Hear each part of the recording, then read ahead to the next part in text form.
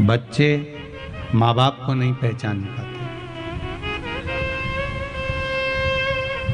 जब वो चले जाएं, माता पिता चले गए, तब बच्चों को समझ में आया कि माता पिता थे तो हमारा जीवन कैसा था, हमारे जीवन की श्रेष्ठता कैसी थी, हमारे जीवन का आनंद कैसा था।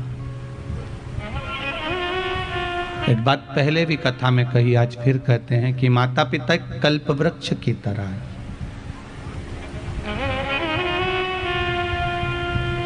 कल्प वृक्ष वो वृक्ष होता है जिसके नीचे जिस चीज की कामना करी जाती है वो चीज हमको प्राप्त हो जाती है।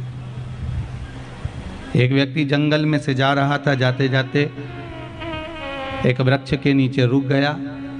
उसको लगा कि भगवान बहुत भूख लग रही है, कहीं से भोजन मिल जाता तो कितना अच्छा होता। इतने में तो सोने की थाली में उसके लिए भोजन आ गया। उसको ये महसूस नहीं हो रहा कि मैं कल्प वृक्ष के नीचे हूं। उसको नहीं मालूम कि मैं कल्प वृक्ष के नीचे हूं। उसको तो बस इतना लग रहा है कि मेरे को भोजन कहीं से मिल जाए तो उसके लिए सोने की थाली में भोजन आ गया। थोड़ी देर बाद उसके मन में आया, भोजन तो कर लिया है, अब कहीं से अच्छा मखमल का गादी तकिया मिल जाए, कहीं कम्बल ब्लैंकेट अच्छा मिल जाए तो मैं सो जाऊं। भगवान ने ऐसी कृपा करी क्योंकि कल्प वृक्ष के नीचे था। कल्प वृक्ष के नीचे जिस चीज की कामना करेगा वो चीज आएगा। उसके लिए गादी तकिया आ गया, ब्लैंकेट अच्छा आ गया, कम्बल आ गया। उसको ओढ़कर बस लेटा ही था, इतने में उसके मन में आ गया और कहीं से शेर आ गया और मुझे खा गया तो। अब इतनी देर में शेर भी आ गया और उसको निपटा के चले भी गया। उसको भान नहीं हो पाया कि मैं कल्प वृक्ष के नीचे हूं।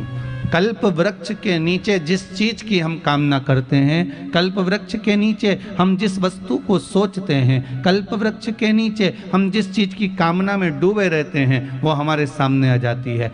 बच्चों के लिए माता पिता कल्प वृक्ष की तरह हैं। वो जो कामना करते हैं माता पिता के सामने कहते हैं। माता पिता भले कहीं से भी लाए, कर्जा कर कर लाए और ला कर देता ही है। वो माता पिता कल्प वृक्ष हैं।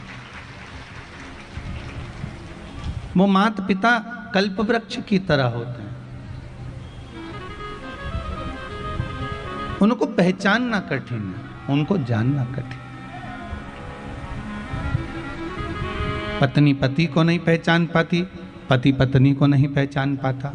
अब लोगों को शिव महापुराण की कथा सुनते सुनते सुनते सुनते ज्ञात हो गया कि शंकर भी कुछ है।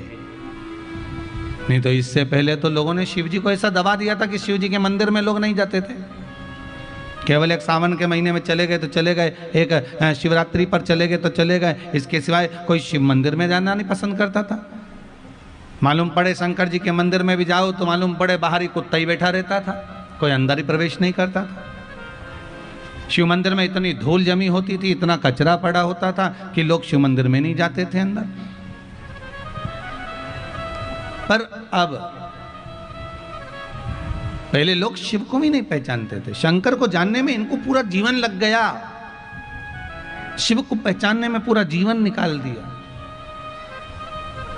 पर अब जब से शिव महापुराण की कथा लोग श्रवण कर रहे हैं, जब से शंकर की कथा में लोग डूबे हुए हैं, तब से लोगों को अब धीरे धीरे ज्ञात होने लगा कि शंकर भी कुछ हैं, शिव की कथा भी कुछ रस तत्व वाली है और शिव का स्मरण हमारे जीवन को सार्थक करने वाला है, हमारे जीवन को आनंदित करने वाला है।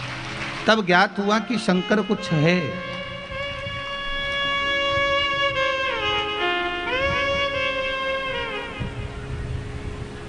वो केवल संसार के लोगों को ही नहीं देता। मेरा देवाधिदेव महादेव केवल संसार के लोगों को ही नहीं देता, मेरा देवाधिदेव महादेव तो भगवान को भी देता है। मेरे राम जी महाराज जब लंका पर चढ़ाई करते हैं उससे पहले रामेश्वर धाम की स्थापना करते हैं। मेरे कृष्ण जब द्वारका का निवास करते हैं तो पहले नागेश्वर की स्थापना करते हैं।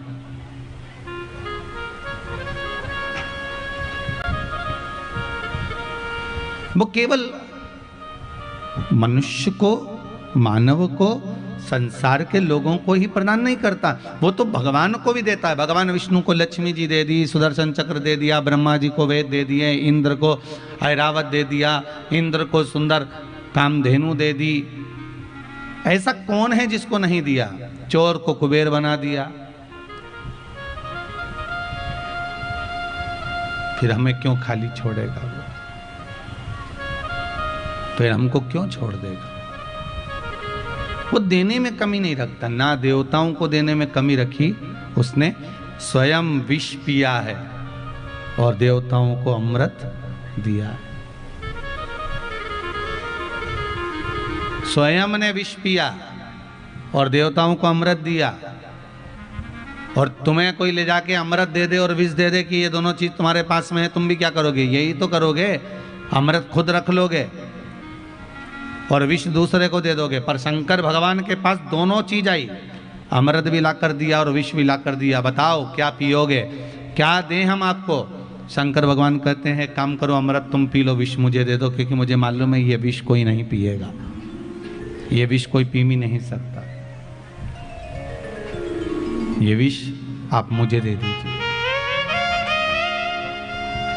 विष मुझे दो आप, मैं पीऊंगा।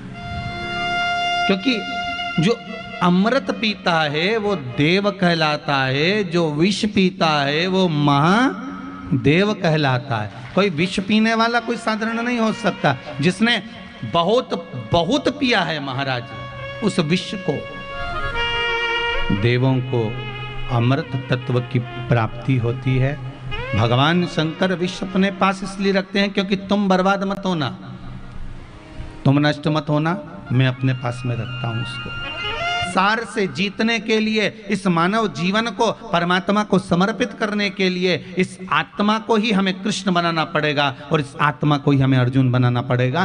तब जाकर यह आत्मा परमात्मा का भजन करते करते परमात्मा के धाम तक पहुंच